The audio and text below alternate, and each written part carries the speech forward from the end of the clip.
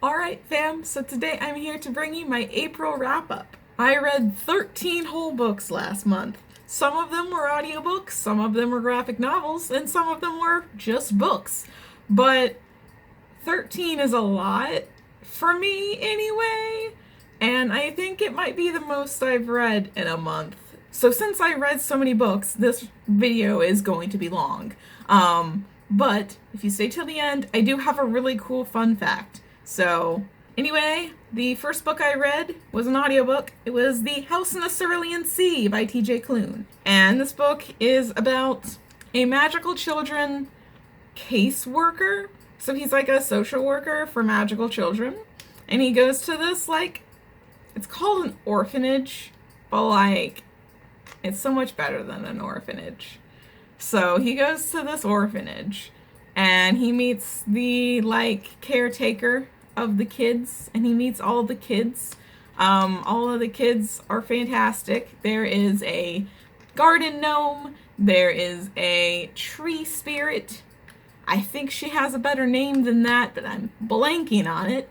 There's a Worrim, a miniature dragon, is essentially what that is. I can't remember what it's called. But there's that. And there is a Pomeranian. And there's also the Antichrist. So, I'll let you be the judge of how awesome that sounds. Because that's pretty much the synopsis without giving away spoilers. It's really good in this particular time because it's just such a cute book.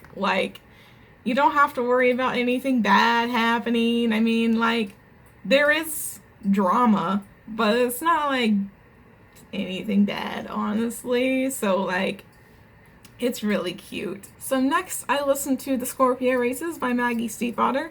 This is essentially about this island that has these seahorses. And when I say seahorses, I mean horses from the sea. Not the sea creature, a seahorse. Actual, four-legged horses that come from the sea. They have a name in the book. I just can't remember it. So, yeah, they have these seahorses, and then they race these seahorses, and it's very deadly. And it's about this girl who wants to join the seahorses race. It's called the Scorpio Races. And she wants to join in, but she doesn't want to ride one of the seahorses. She wants to ride her own horse. And yeah, it's about just her journey. And then it has a dual perspective. So it has her journey, and then it also has the perspective of this guy whose dad died in the Scorpio races, and he's been the champion of the Scorpio races ever since he started. So it's about him too. He's kind of helping the girl out, and I don't know, it's good. So I recommend that one too. Next, I read Spell Hacker by M.K. England, who is also the author of The Disasters. So if you like The Disasters, you'll probably like Spell Hacker. Spell Hacker is about this group of friends okay, I should probably explain the world first, actually. So the world is a world and where magic existed from the ground. It's a natural occurring thingamajig. And there are these people called spell weavers who can tap into that magic and weave it. And it used to be prevalent throughout the whole world, and it was just a thing. But then there was this catastrophe and all of the magic was poisoned. So now you can't weave the magic from the ground, or you'll get spell sickness is what I believe it's called. So if you want to work with magic, you have to go through this company that purifies it for you. And it's about this band of teenagers who go around siphoning like purified magic and selling it on like the black market essentially. And so it's about their last heist, and their last heist turns up something that changes the whole game. And so they have to go on like an adventure to like figure out shit and essentially save the world. It has a female main character and a non-binary love interest, which I absolutely adored. And I just, honestly, I can't recommend this book enough because, like, it has everything. It has everything. Then I listened to All Systems Red on audiobook, which is the first in the Murderbot Diaries, I believe is what the series is called. It's a Murderbot book. It's the first one. And they're really short novellas about, like, this murder bot. It's really hard to explain otherwise without giving spoilers. I haven't read the second or the third or the fourth one, so I don't really know what's going on, but I wouldn't tell you anyway, because that would be a spoiler. But some weird shit's going on, and Murderbot has to deal with it. Then I listened to what you probably have all heard about by now, The Fever King. So The Fever King, in case you did not watch my review video, is about this world in which magic can either kill you or give you superpowers. And it's about this guy named Gnome whose dad dies from the magic and he gets superpowers. And so he's sent to like the military to like learn how to do magic, because to do magic well, you have to know the physics behind it. There's a pretty lit romance in it as well. It is queer. Gnome is bisexual. And yeah, it's real good. I looked at Redbubble today and there was a, like, lack of the Fever King, like, stickers. I found, like, one sticker that I would want. I'm like, that's it. And I'm like, come on, people, I need some Fever King stickers. Moving on from that, I read Ghost Songs by Andrew Dimkak. Dimkak? Dimkak? There's a C. I guess that's how you say it, I don't know. But anyway, Ghost Songs is basically this, like, tale of this 14, I think he's 14. Yeah, he's 14 and a half. He's basically this musical prodigy on the flute. He plays the flute really well, and he gets a scholarship to this, like, prep school. And, like, him and his best friend, who's a clarinet player, like, love music, but they also love the paranormal. And they're, like, convinced that there's this ghost that haunts them. And so they talk to this, like, ghost through, like, seances and shit. And it's about, like, their friendship. And it's basically just about their friendship, honestly. Because even though it says that the main character is gay, and it's, like, referenced in the book, but he never gets in a relationship until, like, the epilogue. And even then, it's, like, a passing mention. Like, there's no romance in the book. So, it's basically about those two characters' friendship, and trigger warnings for this book will be in the description down below, because I feel like there is some stuff that goes on in this book that deserves a trigger warning. So, I liked this book enough. I didn't like the amount of exclamation points that were used in this book, but, you know, that's a minor detail. But I also really didn't like the ending that much. It felt really rushed, so it's like, it's okay, but it's not like, I mean, it's not The Fever King, it's not Spellhacker, like, it's just okay. Then I read The Rest of Us Just Live Here by Patrick Ness. It takes place in a world where superheroes exist. They're called indie kids. And it's about a character, or a group of characters, honestly, that aren't indie kids and that are, like, just trying to stay in school and graduate. And like they have like normal issues that aren't revolving around saving the world. So it's a really interesting take on like the chosen one trope. So it starts out like this.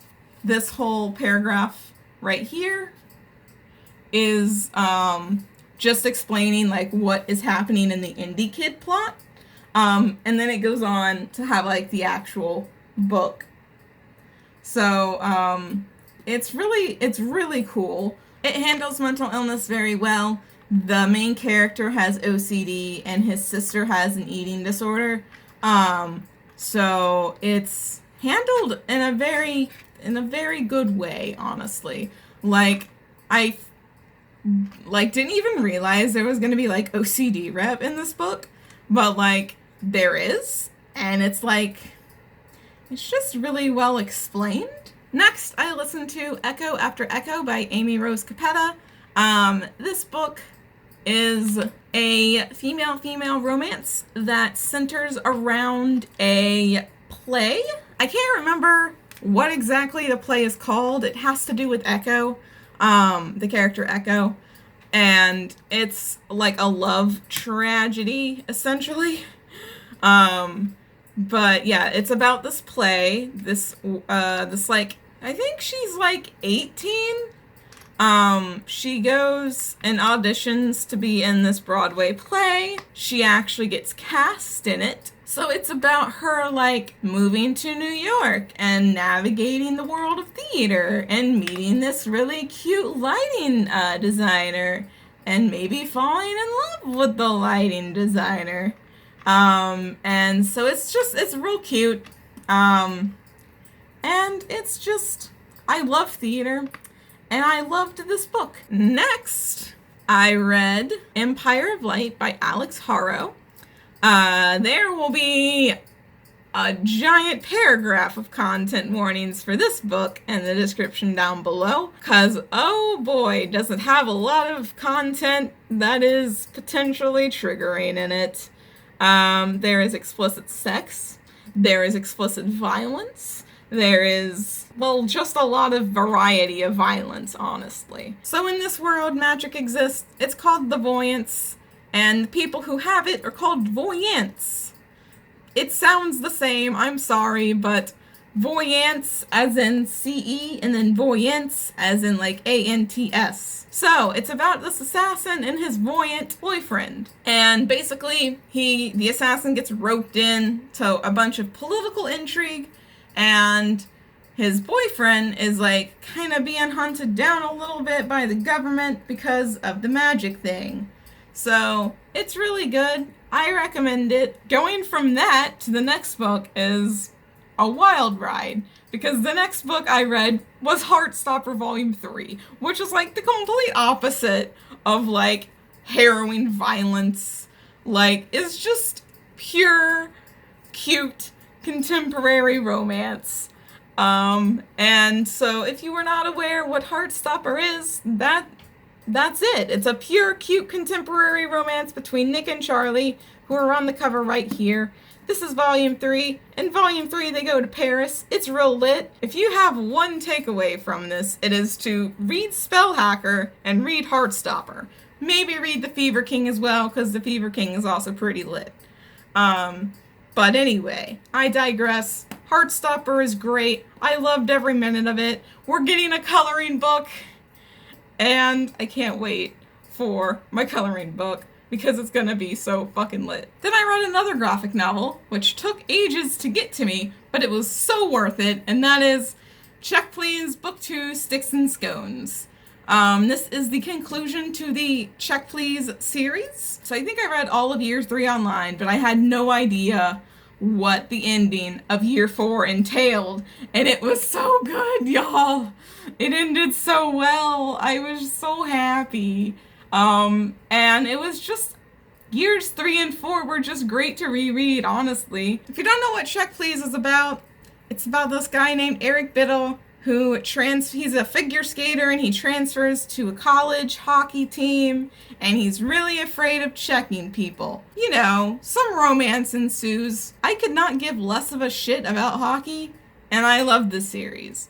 So even if you don't like sports or hockey at all, I would definitely recommend Check Please anyway, because it's really fucking good. Then I listened to Darius the Great Is Not Okay. This was another case of like, I want an audiobook to listen to from my library. Oh my god, Darius the Great Is Not Okay was apparently a really good book and it's available? Let me listen to it. And oh my god, y'all, it was so good.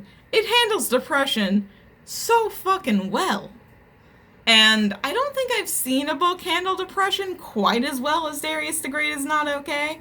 And we're getting a sequel. Like, we are getting a sequel called Darius the Great Deserves Better. And I don't know what the sequel is going to entail, but it's gonna be lit, hopefully. Because, I don't know, it's so good. So Darius the Great Is Not Okay is about this guy named Darius who has depression and like he gets picked on a lot at school, and he finds out, well, his family finds out that his grandfather on his mom's side, and his mom's side is Persian, by the way. His dad is white, his mom is Persian. His mom's dad, so his grandpa on his mom's side, has like a brain tumor, so he's going to die soon. And so his mom is like, I want to go to Iran so we can, like, y'all can actually meet him and, like, we can do stuff before he dies. I loved learning about Persian culture, and I loved the take on depression, y'all. I already said this, but I loved the depression rep so much. It's great. I love this book. And I can't wait for the sequel. And finally, to round out the books in this long-ass wrap-up is none other than Red, White, and Royal Blue. So I got the ebook from my library. Ebooks are a struggle. The story itself is really easy to read, but the fact that it was an ebook just made it slightly more difficult for me to read for some reason, because my brain hates me. So anyway, my thoughts on the actual story of Red, White, and Royal Blue is that it is good. It is a good new adult romance.